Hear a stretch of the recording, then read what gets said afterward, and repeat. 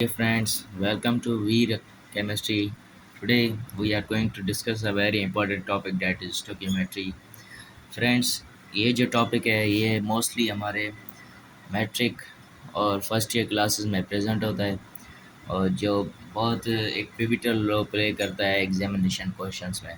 तो हम इस टॉपिक को आज डिस्कस करेंगे। तो सबसे पहले हम जानते हैं कि स्टोइकियोमेट्री होती क्या है। तो स्टोइकियोमेट्री क्या है? स्टोइकियोमेट्री हम इसको डिफाइन कर सकते हैं। Defined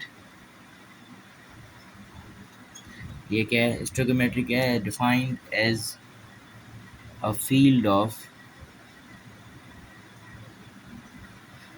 of chemistry. ये केमिस्ट्री की फील्ड है, ठीक है, जो किसके बारे में डिस्कशन करती है? रिएक्टेंट्स रिएक्टेंट्स की अमाउंट को और किसके अमाउंट को? प्रोडक्ट्स की। इन दोनों का जो रिलेशनशिप है वो स्टोइकियोमेट्री में स्टडी किया जाता है।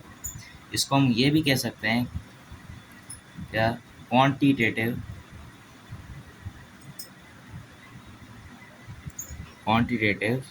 Mathematics of chemistry. ये क्या है? क्वांटिटेटिव मैथमेटिकल केमिस्ट्री है। इसमें क्या होता है कि हम क्वांटिटेटिव का मतलब क्या होता है? क्वांटिटी। इसमें हम क्या डिस्कस करते हैं कि किसी भी चीज़ की क्वांटिटी को डिस्कस करते हैं। तो स्टोइकियोमेट्री में क्या होता है कि जो क्वांटिटी होती है, किस चीज़ की क्वांटिटी? रिएक्टेंट और प्रोडक्ट्स की क्वांटिटी के डिस्कशन को, उनके आपस में रिलेशनशिप को एक बैलेंस्ड केमिकल इक्वेशन में डिस्कस करना, तो उसको हम स्टोइकियोमेट्री कहते हैं, ठीक है। फॉर एग्जांपल हमारे पास ये एक रिएक्टेंट है, reactant A plus reactant B. ये क्या बनाता है? Reactant C plus reactant D. अब ये जो साइड है इसको हम कहते हैं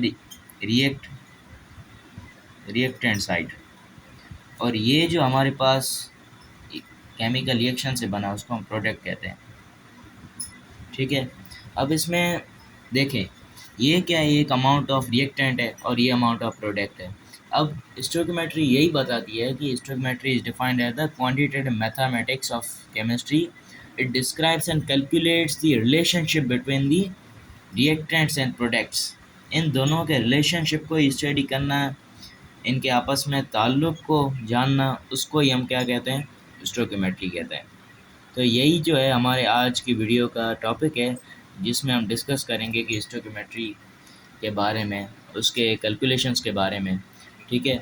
तो अब स्टोइकियोमेट्री के बारे में आपको इंशाल्लाह समझ आ गया होगा। अब हम डिस्कस करते हैं कि स्टोइकियोमेट्री क्या है। एक अमाउंट ऑफ सब्सटेंस है, क्योंकि ये क्वांटिटेटिव मैथमेटिक्स है केमिस्ट्री में, इसमें किसी चीज़ की अमाउंट होती है। तो इसमें जो पहला टर्म है जो हमें जानना है वो है मोल।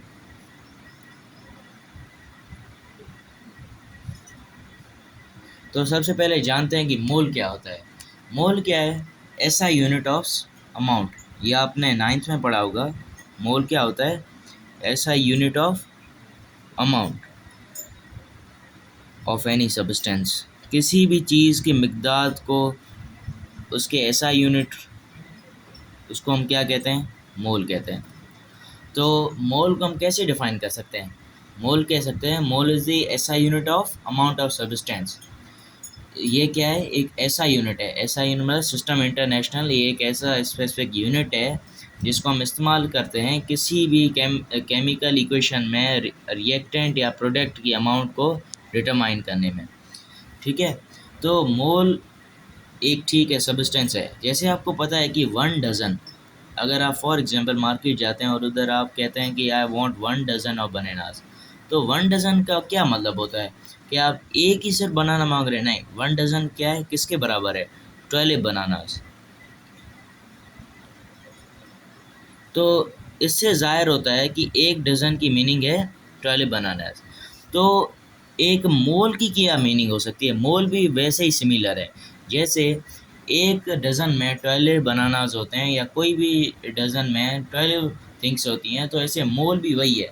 मोल क्या है? मोल एक स्पेसिफिक नंबर ऑफ पार्टिकल्स हैं, स्पेसिफिक नंबर ऑफ पार्टिकल्स हैं, पार्टिकल्स हो सकते हैं, ये एटम्स हो सकते हैं, ये आइंस हो सकते हैं, मॉलिक्यूल्स हो सकते हैं, मुख्तलिफ हम टर्म्स इनमें इस्तेमाल कर सकते हैं। ये स्पेसिफिक नंबर ऑफ मतलब एक फिक्स्ड अमाउंट है। जैसे आपको पता है कि 1 डज़न 12 के बराबर है, तो मोल किसके बराबर है? मोल बराबर है 6.022 मल्टीप्लाई बाय 10⁻23। फिर हम उसको वो पार्टिकल्स हों, एटम हो, आइंस हो, मॉलिक्यूल्स हो, ये क्या है? फिक्स अमाउंट है। जैसे आपको पता है 1 डज़न 12 लाजमी थोड़ी है सिर्फ 1 डज़न बनानास ही हो, 1 डज़न ऑफ कोई भी चीज़ हो सकती है। क्या हम 1 डज़न ऑफ फॉर एग्जांपल हम कहें 1 डज़न ऑफ पेपर, तो मतलब कितने पेपर हम मांग रहे हैं? हम 12 पेपर्स मांग रहे हैं, ठीक है। इसी तरीके से अगर हम कहेंगे 1 मोल ऑफ एटम, आयन और मॉलिक्यूल और पार्टिकल, तो हम कितनी चीज़ों की बात कर रहे हैं, कितने पार्टिकल्स की बात कर रहे हैं? 6.022 multi 10⁻23।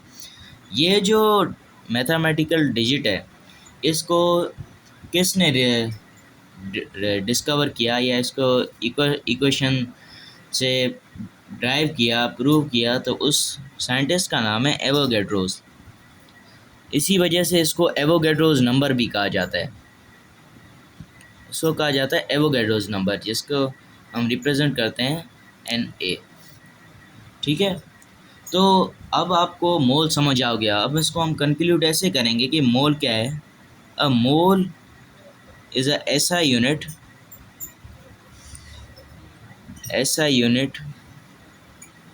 Of amount of substance,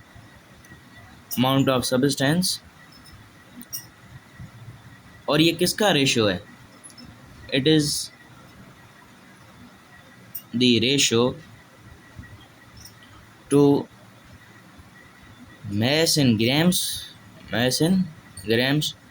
and molar mass, ठीक है। इससे होता है। और इसकी रिप्रेजेंटेशन कैसे होती है, इसको हम कैसे ज़ाहिर करते हैं, इसको हम किस तरीके से बयान करते हैं? अगर कहीं भी मोल लिखा हो तो हम सिर्फ MOL, इससे हम इसको रिप्रेजेंट करते हैं, ठीक है। अब सेकंड वाला पॉइंट ज़रा गौर कीजिएगा कि it is the ratio to the mass and molar mass. तो ये देखें, मोल्स तो किसके बराबर होंगे? मोल्स जिनको रिप्रेजेंट किससे किया जाता है? N से भी किया जाता है, ठीक है। वो किसके बराबर हैं? मैस किस में हो? हमेशा ग्राम्स में हो। अगर फॉर एग्जांपल आपको किसी और यूनिट में दिया गया है या किलोग्राम, तो आपको उसको पहले ग्राम में कन्वर्ट करेंगे, फिर इसमें अप्लाई करेंगे। Divide by molar mess. Molar mass क्या है? फॉर एग्जांपल आपको कोई भी एलिमेंट दिया गया है, फॉर एग्जांपल आपको क्या दिया गया है? Carbon dioxide. अब जो उसके हर एक एलिमेंट की एडिशन और उसका जो फाइनल जो सम होगा, उसको हम कहेंगे मोलर मैस। हम इन सारी कैलकुलेशंस को नेक्स्ट वीडियो में डिस्कस करेंगे कि हम मोल्स की कैलकुलेशन कैसे करते हैं, उसमें से हम मॉलिक्यूल्स को कैसे निकालते हैं, एवोगैड्रोस की कैलकुलेशंस। तो हम सारी स्टोइकोमेट्री की जो कैलकुलेशंस है वो नेक्स्ट वीडियो में डिस्कस करेंगे। तो आई होप सो आपको यहाँ तक समझ आ गया होगा। अब जो हमारे पास लास्ट टॉपिक है, जो हम इस वीडियो का जो लास्ट टॉपिक है, वो है मोलर वॉल्यूम।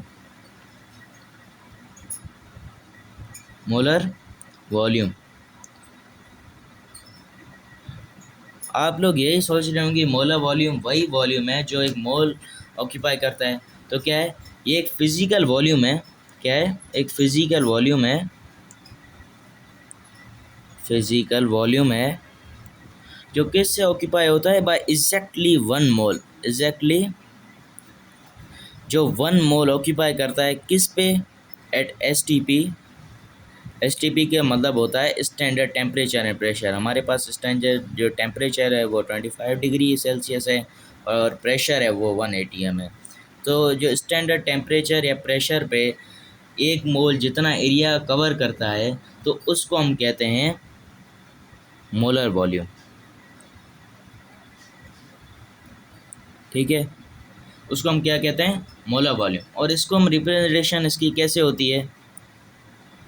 रिप्रेजेंटेशन